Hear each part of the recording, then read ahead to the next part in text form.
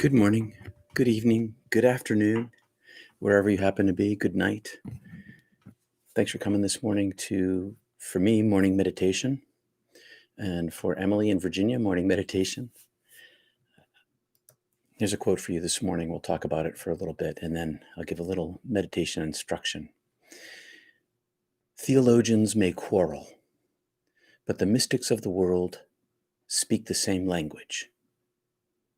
Meister Eckhart. Meister Eckhart may be the greatest mystical mind in Western Christendom. He had the good sense to die before they burned him at the stake for it. There was this day that when I was at divinity school, a bunch of us gathered together after our ultimate Frisbee game, and we were all talking about theology. And when it got to be my turn, who my favorite theologian was, asking if I was a theologian. You're a theologian? Who's your favorite theologian? I said, I'm no theologian. I'm a mystic. Theologians argue. Mystics around the world speak the same language because mystics understand that spirituality, the relationship to God, is basically unspeakable. It's all metaphor when we use language to talk about God for those who have been in the presence of the divine. It's a very humbling experience. Among the mystics, I don't think there's a single braggadocio. Not that I can think of anyway. Because once one sees oneself in relationship to unlimited power and unlimited intellect, one sees oneself as very, very small indeed. Theologians argue. That's why we have religious sects. That's why denominations split. It's why we have wars. But mystics are all about love. Mystics are all about connectivity, not division. A few days ago, I got a very long and articulate letter from a theologian in another country calling into question my theology. And of course, he was right about the descriptions that he gave. But those are historical critical understandings of the Bible ideas. But as for me, I'm not interested in any of that. I'm just trying to find the light inside the words that are hidden in the Bible, not about theology. And that's what meditation's all about. It's not about theology. It's not about right practice of theology. It is about practice of meditation and mindfulness and connectivity. Hey, MG. Good morning, Russell in the UK, and MG up there in Ontario, north of me. So I'm going to give a little tiny description of meditation. Single word, 5 words, 10 words maybe. Repeat them over and over and over again. And whenever your mind wanders, go back to your prayer, go back to your mantra. Follow your breath. Shut off the lights in your room, turn off your phone, feet flat on the floor, straight back. I sit in this chair that I'm in. And often I sit on a zafu, which is a pillow on the floor, for my private meditation. And whenever my mind wanders, I simply return to my prayer. The name of God, a devotional word, an aiming of the heart to the holy. That's what meditation is. A self-emptying, a death to self. There's no argument in meditation because there's no one there to argue. That's the key of it, the loss of self. How can you argue about theology when you're not present? When your only presence is to the present presentation of the holy divine inside you. The quietude, the silence, the whisper of God without language. Well, my friends, hi Colleen. Great, I'm glad you're here. Hi Wendy in Vermont. about to start this up. If you like this video, please like it and subscribe. It really helps raise this up to YouTube. I appreciate that. I'm going to turn on my clock here. If you have any questions, you can drop them in the chat and we can talk about them after. But I'm going to turn on my clock here. 20-minute meditation is really all you need. I've been doing 20 minutes for most of my life. 20 minutes. It's an accumulation thing, day after day. All right, my friends. See you in 20. You might hear some loons calling us back together. The loon is my alarm.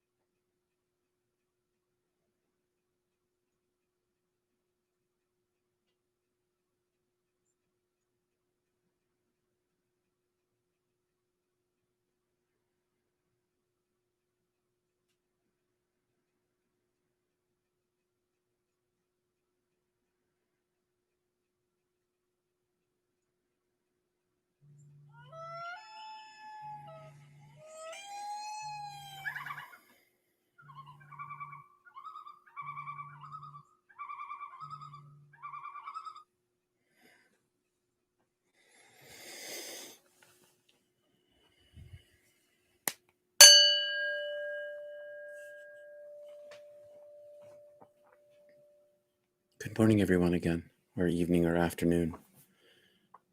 Hello, Shane and Vegas and PS in the Netherlands and Duchess Margaret from Harlem,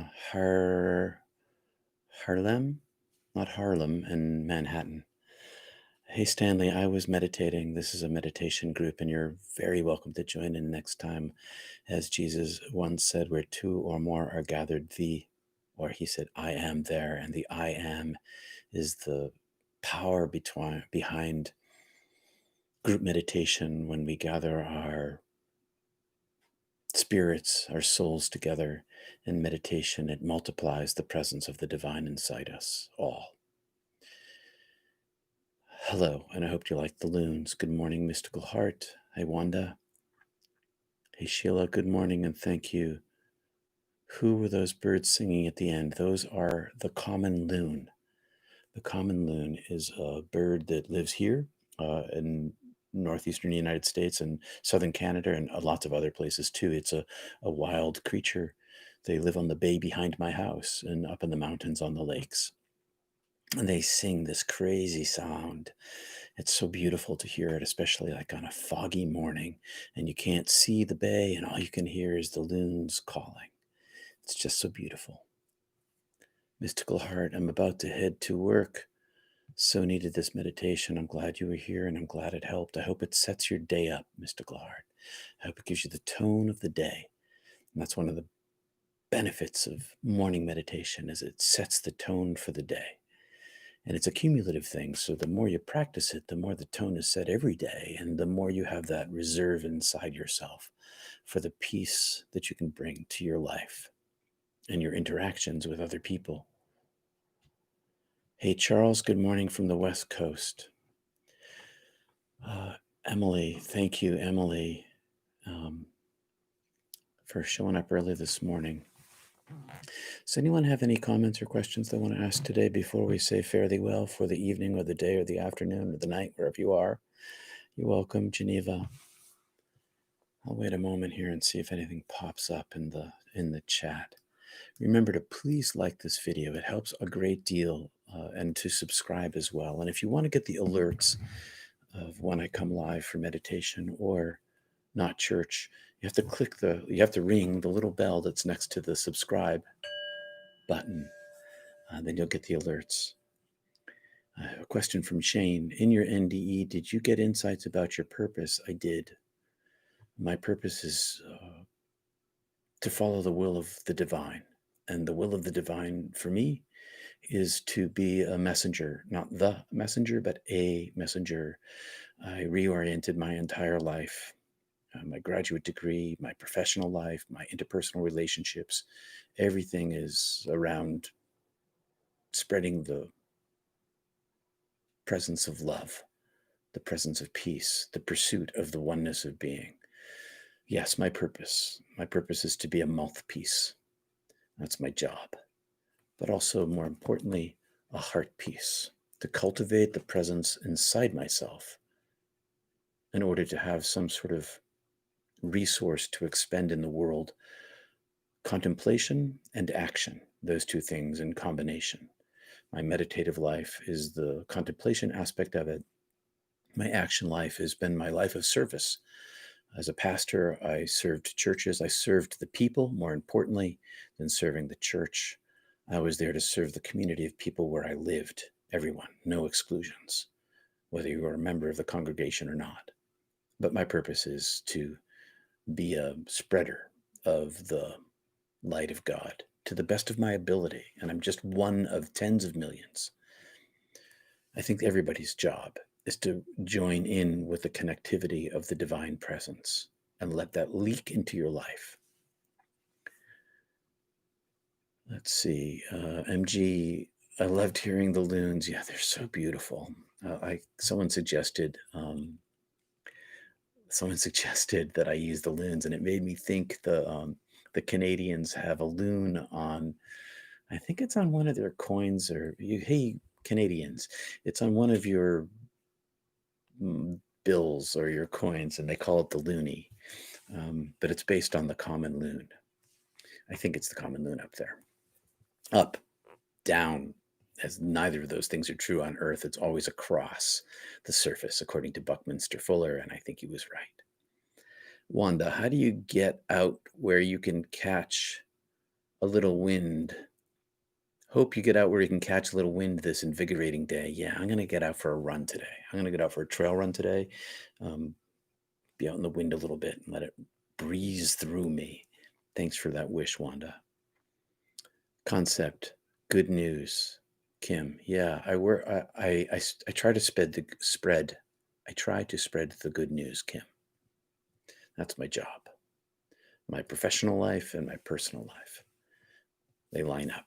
Good morning from Boulder, David. So anyone have any more comments or questions they want to ask this morning?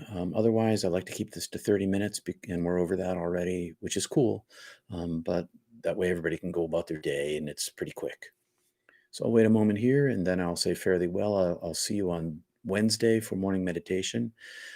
Next Sunday at Not Church, we're going to talk about who was Jesus, because everybody's asking. I try to be responsive. If everybody has I know I said I'm not a theologian, but if everyone has a theological question, I'll try to address it from a mystical perspective. And that's what I'm going to do with Jesus next Sunday. Thanks, Colleen. You're welcome. And if there are no other comments, nice to see you all. I'll see you on Wednesday. If you want to join us for our private meditation group tomorrow in Zoom, go to my website, peterpanagore.love. You'll find a link there under Open Eye. It's the Tuesday private group. It's very small, and you're welcome to come. We have good conversations there. All right, my friends. Peace and love to you all. And someone mistook this for the horns the other day. This is I love you in American Sign Language, which I used to be fluent in and am no longer, but would like to be again someday. So God is love. I'll talk to you all later. Peace and love. Namaste. See you soon. Thanks for coming. Hey, thank you, Michael, from LA.